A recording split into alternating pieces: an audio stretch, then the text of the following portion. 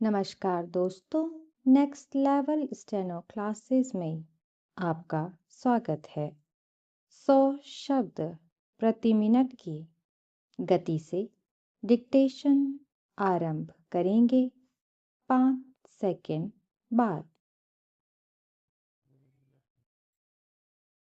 माननीय अध्यक्ष महोदय, माननीय विरोधी दल के नेता की ओर से प्रदेश की जीवन उपयोगी वस्तुओं के अभाव और महंगाई की चर्चा के संबंध में जो संकल्प प्रस्तुत किया गया है, उस पर दोनों पक्ष के माननीय सदस्यों के भाषण हुए। मैं उन समस्त माननीय सदस्यों का बड़ा आभारी हूँ जिन्होंने ऐसे संकट के समय इस समस्या को सुलझाने की कोशिश में लगी इस सरकार को धन्यवाद दिया, बधाई दी है। मैं उनका भी बहुत आभारी हूँ जिन्होंने इस समस्या को सुधारने के संबंध में अपने महत्वपूर्ण सुझाव दिए हैं। पहले मैं समझता था कि माननीय विरोधी दल के नेता जो अच्छे वक्ता हैं, बहुत अनुभव रखते हैं और अध्ययन करते हैं, नीति संबंधी अच्छे विचार प्रकट करेंगे, अच्छे सुझाव प्रस्तुत करेंगे और वर्तमान में चल रही खाद्य समस्या को सुलझाने के संबंध में सरकार को कुछ महत्वपूर्ण सुझाव देंगे।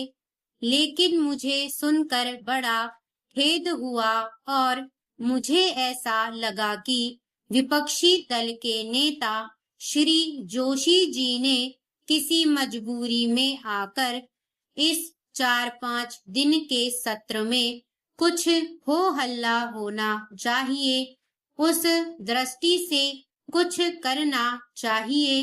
वे उसके लिए यह संकल्प ले आए और उनको जो सुझाव देना चाहिए था कि यहाँ ऐसा किया जाता तो वहाँ ऐसा हो जाता और इस तरह से अनाज का संग्रह करके वितरण किया जाता। उन्होंने इस संकल्प में ऐसी कुछ बात नहीं दोहराई, बल्कि इस संबंध में दूसरे विभिन्न विरोधी दल के सदस्यों ने यह बताया कि 150 ग्राम अनाज देने से इंसान की जरूरत कैसे पूरी हो सकती है। भाई, यह सोचने समझने की बात है, विचार विमर्श करने की बात है। भाई मोहन सिंह जी ने कहा कि खाद्य मंत्री जी और मुख्यमंत्री जी को एक कमरे में बैठाकर 200 ग्राम अनाज दे दिया जाए और तब यह देखा जाना चाहिए कि वह उदर पूर्ति कैसे करते हैं।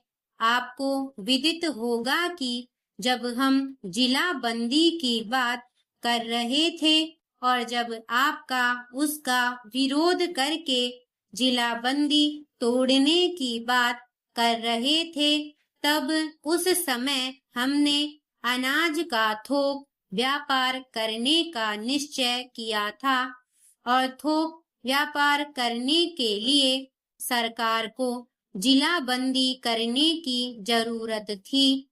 आपने ऐसा नहीं होने दिया, तब सरकार ने मजबूर होकर ऐसा कदम उठाया।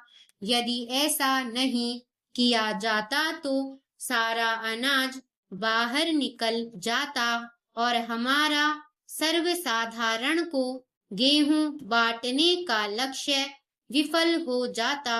अभी हमारे विरोधी दल के भाई ने कहा कि 150 ग्राम अनाज मंत्रियों को एक कमरे में बंद करके दे दिया जाए और यह देखना चाहिए कि वह उससे कैसे उदर का पोषण करते हैं।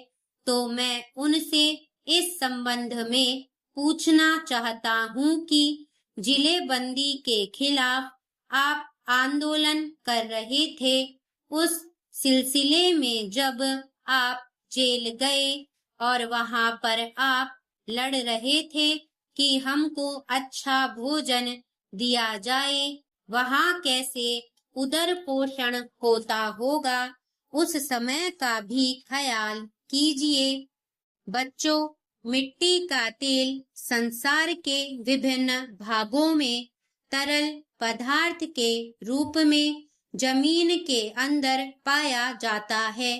कभी कभी तो जमीन में आप दरारें पड़ जाती हैं, जिनमें से यह तेल निकलने लगता है और इस प्रकार वहां इसके चश्मे बन जाते हैं। प्राय यह जमीन में बड़े बड़े सुराख या छिद्र करके पिचकारी की तरह बड़े बड़े यंत्रों की सहायता से ही निकाला जाता है। कभी कभी यह जमीन के अंदर गैसों के जोर करने के कारण भी अपने आप फूट पड़ता है। कुछ लोग कहते हैं जमीन के अंदर जो लोह मिश्रित बहुत गर्म कार्बाइड होता है, उस पर जल पड़ने से यह तैयार होता है। और कुछ लोगों का अभिमत है कि जमीन के अंदर अनेक प्रकार के जीवों के मृतक शरीरों के सड़ने से यह तैयार होता है। एक मत यह भी है कि इसकी उत्पत्ति का संबंध नमक की उत्पत्ति से है, क्योंकि अनेक स्थानों में यह नमक की खान के पास ही पाया जाता है। इसी प्रकार इसकी उत्पत्ति के संबंध में और भी अनेक मत हैं। अमेरिका के संयुक्त राज्यों तथा रूस में इसकी खानें बहुत अधिक हैं और इन्हीं दोनों देशों में सबसे अधिक मिट्टी का तेल निकलता है। भारत में इसकी खानें या तो पंजाब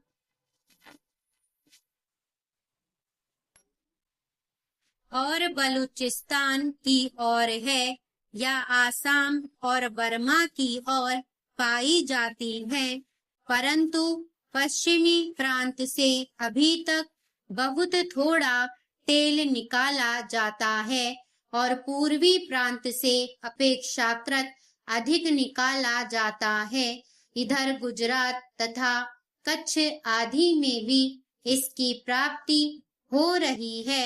अरब देशों में यह रेगिस्तान के नीचे मिला है और समुद्र तल के नीचे भी यह प्राप्त हुआ है। बहुत बढ़िया तेल का रंग सफेद और स्वच्छ जल के समान होता है, पर साधारण तेल का रंग कुछ लाली या नीलापन लिए और घटिया तेल का रंग प्राय काला होता है। बढ़िया साफ किया हुआ तेल पतला और घटिया तेल गाढ़ा होता है। प्रकाश करने के अतिरिक्त इसका उपयोग छोटे इंजन चलाने, गैस तैयार करने, अनेक प्रकार के तेलों और वार्निशों आदि को गलाने और मोमबत्तियां आदि बनाने में होता है। इसमें इस प्रकार की उग्र और अप्रिय गंध होती है। थोड़ी मात्रा में मुंह पर लगने या गले के नीचे उतरने पर यह उल्टी लाता है और अधिक मात्रा में भीषण विष का काम करता है। मोटरों आदि में जो पेट्रोलियम जलाया जाता है, वह भी इसी का एक भेद है। मोम प्राय पीले रंग का होता है और इसमें से शहद जैसी गंध आती है। साफ करने पर इसका रंग सफेद हो जाता है। यह बहुत थोड़ी गर्मी से गल या पिघल जाता है और कोमल होने के कारण थोड़े से दबाव पर गीली मिट्टी या आटे आदि की भांति अनेक कोमल रूपों में परिवर्तित हो जाता है। इसकी बत्तियां बनाई जाती हैं जो बहुत ही हल्की और ठंडी रोशनी देती हैं। औषधि के रूप में इसका व्यवहार होता है और यह मरहमों आदि में डाला जाता है। खिलौने और ठप्पे आदि बनाने में भी इसका व्यवहार होता है। समाप्त। वीडियो को लाइक एवं चैनल को सब्सक्राइब करें। धन्यवाद।